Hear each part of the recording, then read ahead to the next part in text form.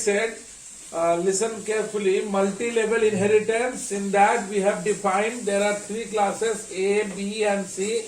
In A we have X, in B we have Y, in C we have Z as variable, and A contains so A method, B contains so B method and C contains so C method. Okay, so we have defined this class A here. So class A int X, so we have defined a variable X and this is parameterized constructor. So I am passing one parameter P to the constructor of A, and here that parameter I have assigned to X, and then I am printing grandparent and then void so A, so system.out.println I am grandparent method. Okay, similarly we have class B int Y, so A int P int Q super P, and here Y I have defined here in class B I am defining two parameters. So it is also a parameterized constructor. So here I have made a mistake. So it should be B.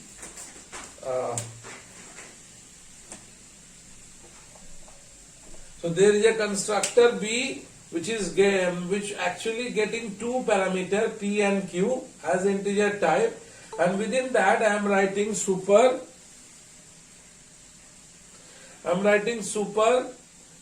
P and then Y equals to Q, system.out.println parent. Now finally we have defined C as well. So we have defined the variable int Z, and then the C is also a parameterized constructor, but it will take three parameters. And then we come to super, okay, super PQ. So I am passing this super PQ and then Z equals to R. Then system.out.println I am a child, okay, and then finally void so C. So system.out.println I am child method. Then I have just added X plus Y plus Z just to show if the value of X, the value of Y and the value of Z. This is all about the simple program that we have developed so far. Okay, so this is three different classes are defined. Now let us define the main class. Okay, so I'm just erasing this one. To define the main class we have limited space and the program size is somehow more.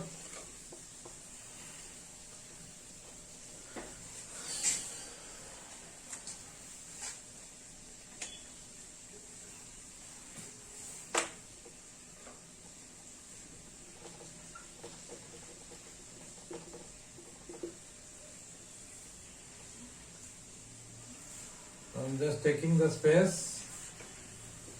So this is my main class, my A, B, C. This is just the name of the class. And here I am writing public static void main string AR, and then we will just create reference of C. C1 equals to new C, but we will pass 5, 6 and 7 as values to C constructor, and then C1 dot so A, C1 dot so B, and C1 dot so C. So this is all about.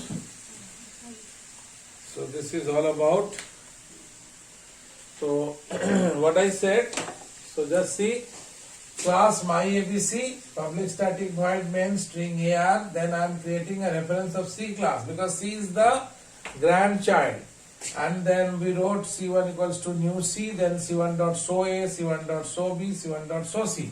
But one more important thing that I have not done so far, that right now I am doing, I am making it extends A. So now B becomes the child of A. Now here I am going to write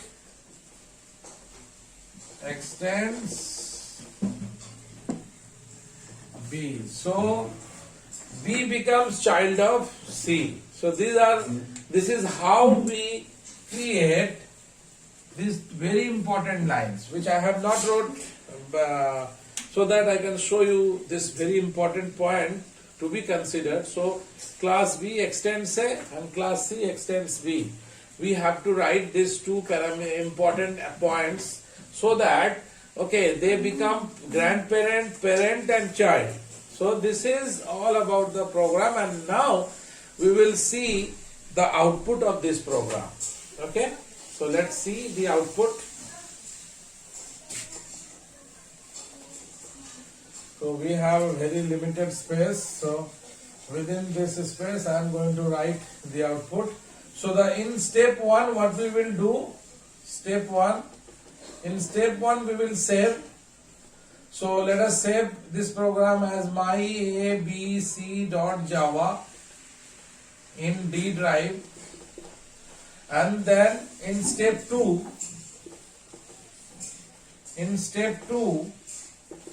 we will compile.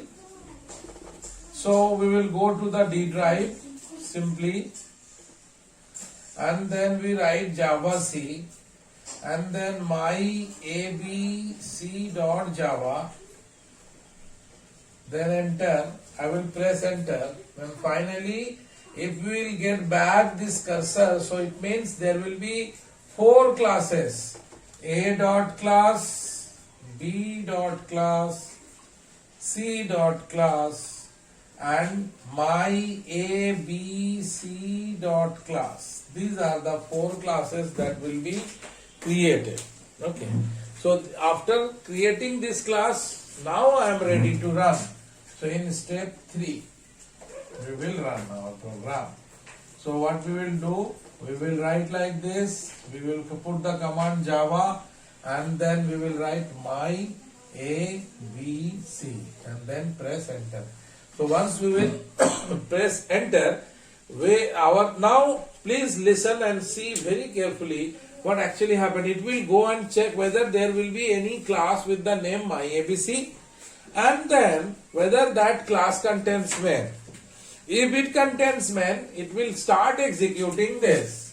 So the first of all what it will do, it will create a reference of C class as C1, and then while executing this it will go to the constructor. So when I am writing this, it will come here in the constructor part, and what I have given 3 values 5, 6 and 7. So P becomes 5 and Q becomes 6 and R becomes 7. So this 5, 6 and 7 will be assigned to these 3 parameters, and then see super P and Q. So what it means? It means, okay, go and check who is your father, who is your parent. So from this it is clear B is the parent. So it will go to the constructor of B. So from here it will come over here.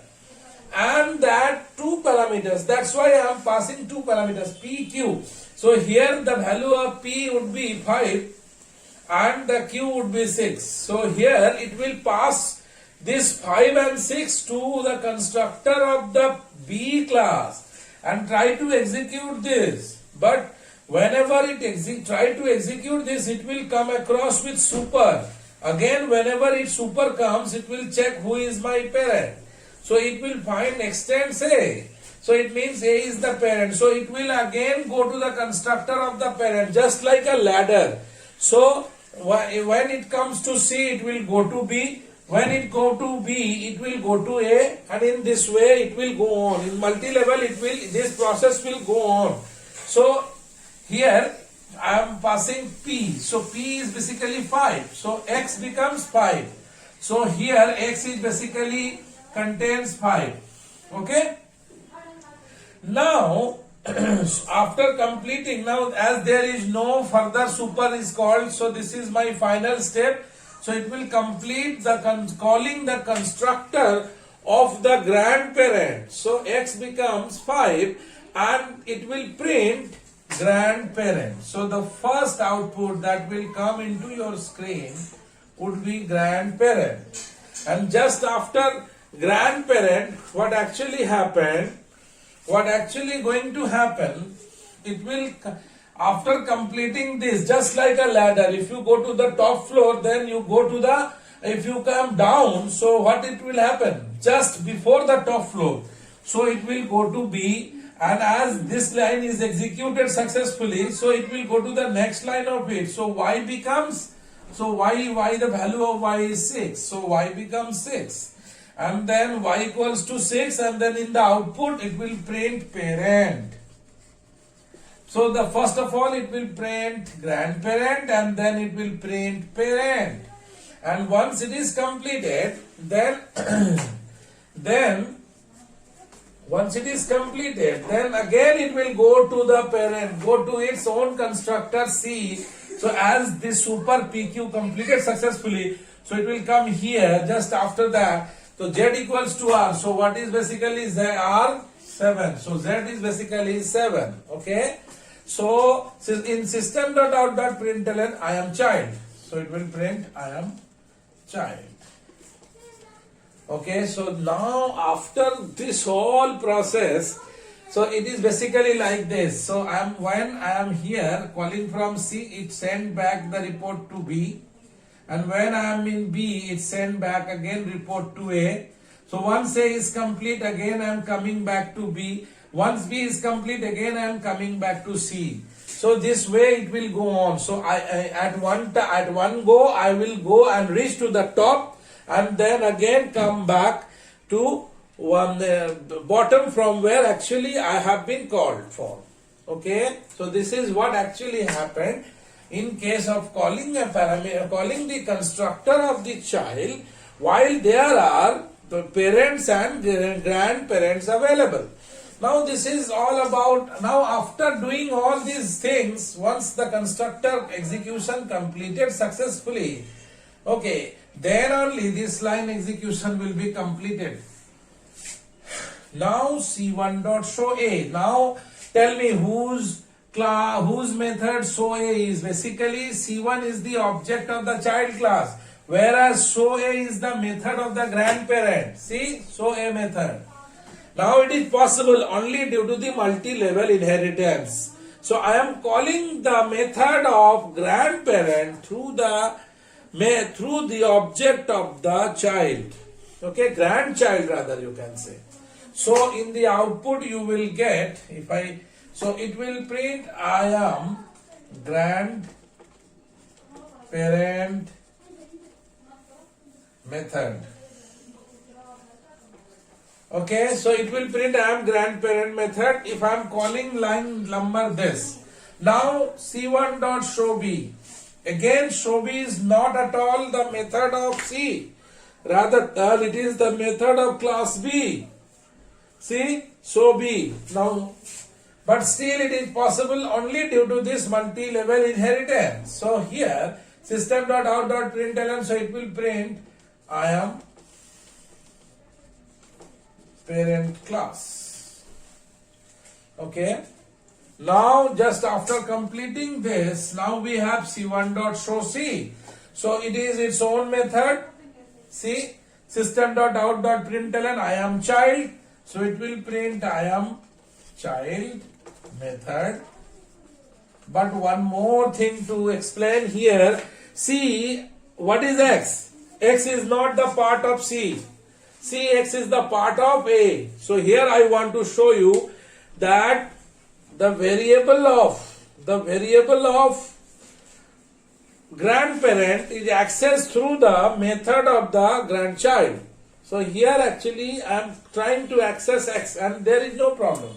So it will print the value of X 5, then it will print a space, then 6, then it will print again a space, then 7. So it will be like this, I am child method, space 5, space 6, space 7. So these are the output for the simple program like this. Okay. So what I said, first of all, the first thing that happened is creating the reference. Then I'm calling the object, trying to instantiate it. While instantiation, I have to call the constructors of the parent, grandparent. In this way, we complete the execution of the constructor of the child by executing the constructor of the parent and grandparent. and complete all the executions as I have defined over here. You have to complete. If you want to instantiate the object of C, you have to complete the constructors of parent and grandparent, then only you can instantiate C. And after that, once it is being done, then C1 dot show A, C1 dot show B, C1 dot show C.